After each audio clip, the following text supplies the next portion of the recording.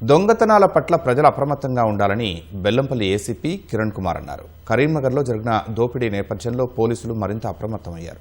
మంచిర్యాల జిల్లా మందమర్రి ఇల్లందు క్లబ్లో బ్యాంకర్లు, private gold సంస్థలు, లాడ్జీల నిర్వాహకులు, వ్యాపారులకు దొంగతనాల నివారణపై అవగాహన కల్పించారు. ఆధునిక సీసీటీవీ కెమెరాలను ఏర్పాటు చేసి నిరంతరం పర్యవేక్షణ ఉండేలా చూసుకుంటామని ఏసీపీ కిరణ్ కుమార్ సూచించారు.